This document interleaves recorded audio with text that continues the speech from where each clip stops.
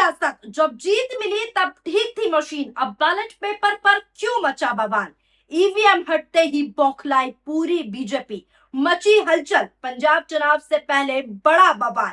क्या ballot paper पर much गया सियासी डर। पंजाब की राजनीति में चुनाव से पहले एक नया सियासी विवाद खड़ा हो गया है। इस बार बहस किसी उम्मीदवार या गठबंधन पर नहीं, बल्कि सीधा सीधा बहस वोटिंग के तरीके से शुरू हो गई है।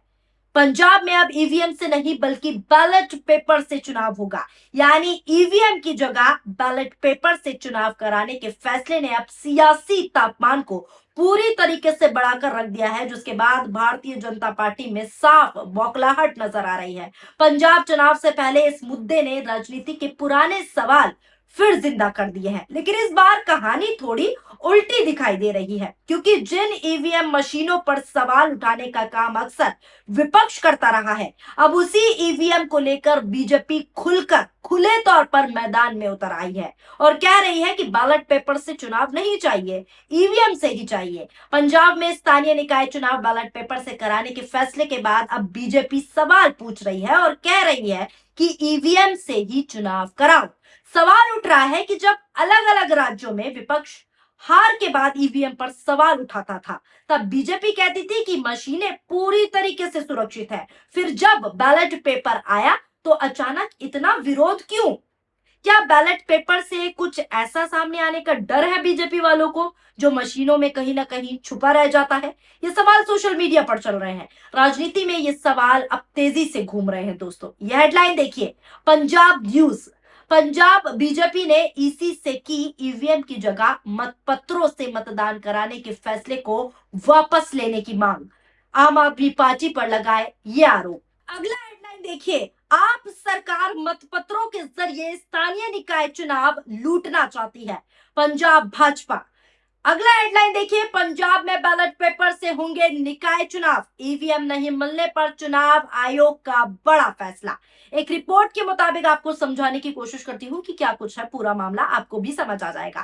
पंजाब भाजपा के एक प्रतिनिधि मंडल ने राज्य निर्वाचन आयुक्त से मुलाकात कर आगामी स्थानीय निकाय चुनावों में ईवीएम की जगह मतपत्रों से मतदान कराने के फैसले को वापस लेने की मांग की है। इस प्रतिनिधि मंडल की अगुवाई प्रदेश अध्यक्ष सुनील जाखड़ ने की और उनके साथ कई बड़े नेता बीजेपी के मौजूद रहे। यानी पंजाब भाजपा अध्यक्ष सुनील जाखड़ ने इस प्रतिनिधि मंडल का जो है नेतृत्व किया, जिसमें प्रदेश कार्यकारी अध्यक्ष अश्वनी शर्मा, वरिष्ठ नेता विजय संपाला, सोम प्रकाश, इसी के साथ साथ मनोरंजन कालिया, अविनाश राय खन्ना, राकेश राठौर और विनीत जोशी इस प्रतिनिधि मंडल में जो है शामिल थे।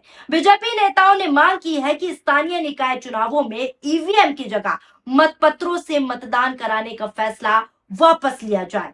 पार्टी का कहना है कि अचानक चुनावी प्रक्रिया बदलना सवाल खड़े करता है, यानी बीजेपी चाहती है कि ईवीएम से ही चुनाव हो, ईवीएम से ही चुनाव हो। बीजेपी नेताओं ने कहा कि पहले भी स्थानीय निकाय चुनाव ईवीएम से ही होते रहे हैं, लेकिन इस बार चुनाव की घोषणा के बाद अचानक बैलेट पेपर का फैसला जो है सामने आया है। यानी बैलेट पेपर से जो चुनाव होंगे उस फैसले को लेकर, उस बदलाव को लेकर पार्टी ने अपनी आपत्ति दर्ज कराई है। उनका कहना है कि इतने बड़े फैसले से पहले सभी राजनीतिक दलों से बातचीत होनी चाहिए थी और साफ तौर पर उन्होंने मांग की है कि ईवीएम से ही स्थानीय चुनाव हो। लेकिन यहीं से अब कहानी दूसरे मोड़ पर चली जाती है, क्योंकि अब सवाल सिर्फ पंजाब तक जो है दोस्तों सीमित नहीं रह गया है, बल्कि पुरानी राजनीतिक चर्चाएं भी सामने आ गई।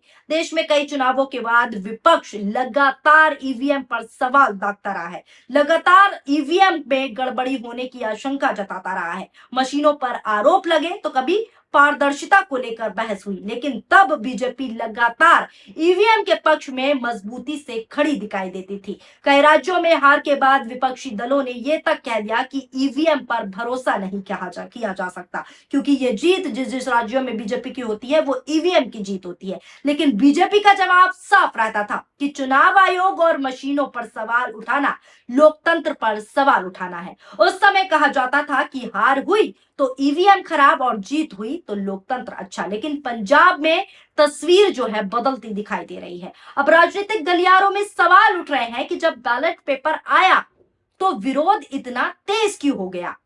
जब ये बैलेट पेपर का फैसला राज्य निर्वाचन आयुक्त ने खुद लिया है, उनका फैसला खुद का है ये कि बैलेट पेपर से चुनाव हो, तो आखिर ईवीएम की मांग क्यों भाजपा कर रही है? और लोग तो ये भी कहने लगे हैं कि क्या बीजेपी को अपनी हार का डर सता रहा है। यहाँ तक कि अभी हाल ही में सुप्रीम कोर्ट के वरिष्ठ वकील यानी कि महमूद प्राचा तक ने ये कह दिया था कि बंगाल में जो जीत हुई है वो बीजेपी की जीत नहीं बल्कि ईवीएम की जीत है। तो क्या ये सच है? ऐसा सोशल मीडिया पर चर्चा चल रही है। एक बार मैं आपको महमूद प्राचा का वो बयान भी सुनवा देती हूँ जिसमें उन्होंने साफ तौर पर कहा था कि ये जीत जो बंगाल की जीत है उसकी बात कर रही हूँ कि ये जीत बीजेपी की नहीं बल्कि ईवीएम की है, मशीन की जीत है। सुने आप भी। बंगाल में चुनाव रद्द किए जा सकते हैं, जिस जिस सीट पे टीएमसी हारी है या दूसरी विपक्ष की पार्टियां हारी हैं वो रद्द किए जा सकते हैं, ईवीएम की बुनियाद पे किए जा सकते हैं, लेकिन होगा काम सही डॉक्टर से सलाह लेने पे, सही तरीके से दवाई लेने पे। चुनाव आयोग की इतनी ताकत नहीं है कि वो ममता बनर्जी साहिबा को टीएमसी को हरा सकती बंगाल में अगर ईवीएम हटा दी जाए उनके पास। सिर्फ और सिर्फ ईवीएम की वजह से बीजेपी की सरकार बनी है। एक एक बूथ पे चोरी हुई, कैसे एक भी मशीन जो ईवीएम की मशीन है पूरे देश में उसमें कानून का पालन नहीं किया गया, बल्कि हर मशीन में कानून का उल्लंघन करके हर कानून को, हर प्रोटोकॉल को तोड़ा गया। अगर आंदोलन शुरू हो गया तो सारे देश की सीसीटीवी फुटेज ये जो अम्बेडकरवादी आप सबके सामने बैठा है यही दिलवाएगा। वो एप्स्टीन मानसिकता के लोग जो हैं वो इजराइल को अपना फादरलैंड बताते हैं। इजराइल यानी कि ज़ायनिस्ट ताकतें मतलब एप्स्टीन।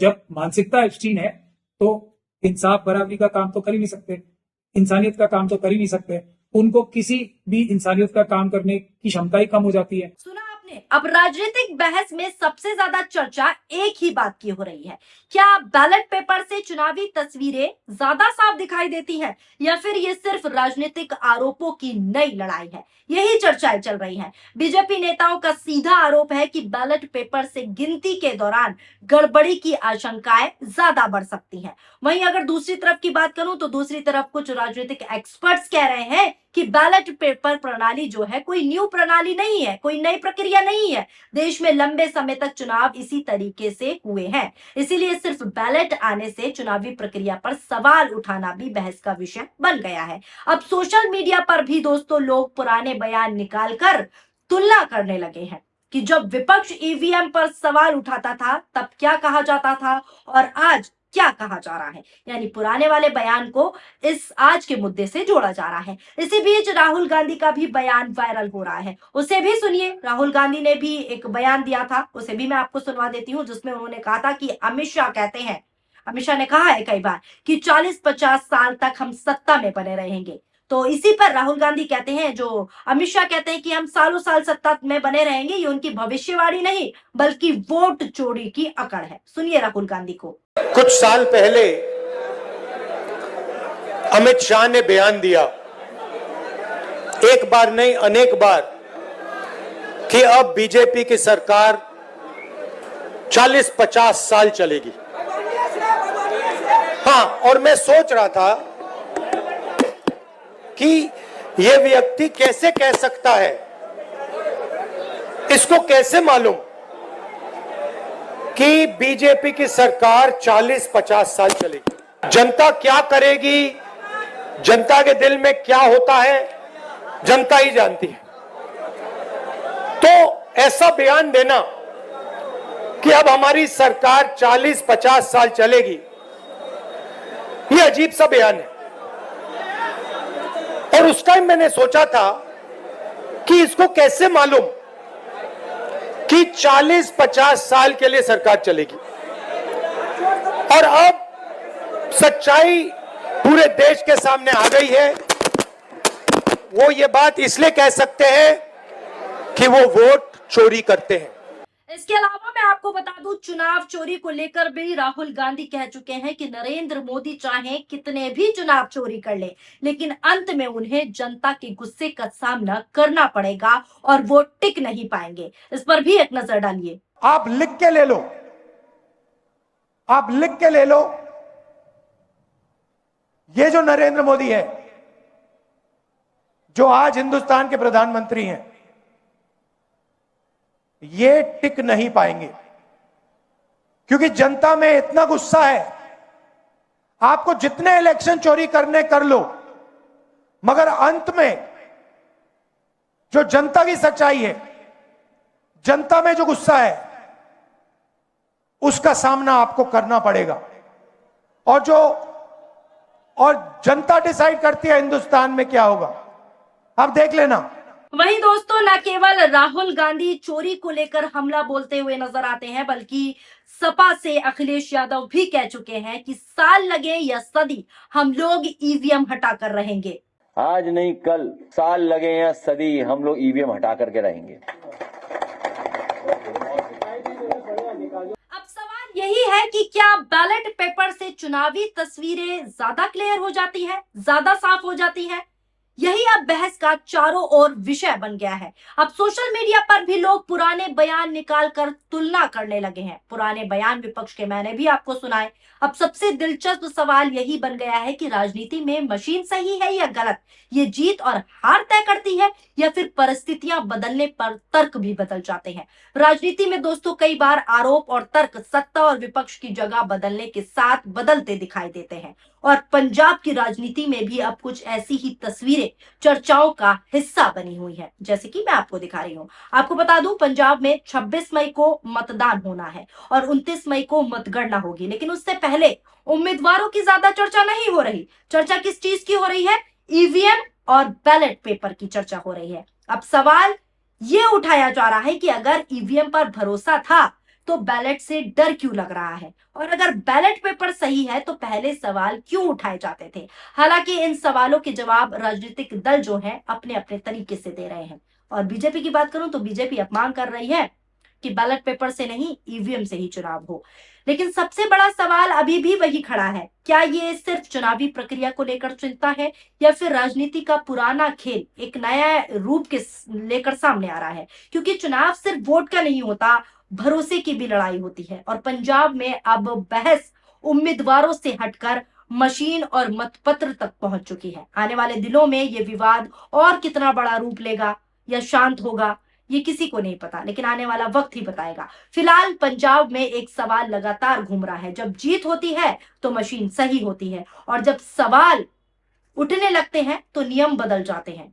यानी ईवीएम से चुनाव नहीं होंगे, बैलेट पेपर से होंगे। जब ये चुनाव आयुक्त ने कहा तो भारतीय जनता पार्टी का एक प्रतिनिधि मंडल खुद ही चुनाव आयुक्त के पास पहुंच गया और कहने लगा कि वर्षों से ईवीएम से ही चुनाव होते हैं, तो बैलेट पेपर प्रक्रिया को ना लिया जाए। यानी ईवीएम से ही चुनावों की मांग करने लगा, जिसको लेकर विपक्ष के साथ साथ चारों सोशल मीडियाओं पर चर्चाएं चलने लगी चारों ओर कि क्या ये जो मांग है कि ईवीएम से चुनाव हो, बैलेट पेपर से चुनाव नहीं हो, तो क्या ये भारतीय जनता पार्टी को अपनी डर का जो है संदेश है, अपनी डर सता रहा है? इस तरह की प्रतिक्रियाएं चलने लगी। फिलहाल आपको क्या लगता है, आप किस तरीके से देखते हैं इस खबर को? आप अपनी प्रतिक्रियाएं जरूर दीजिएगा। वीडियो पसंद आई हो तो वीडियो को लाइक कीजिए और हमारे चैनल पीआरबी को सब्सक्राइब करना ना भूलें। शुक्रिया, धन्यवाद।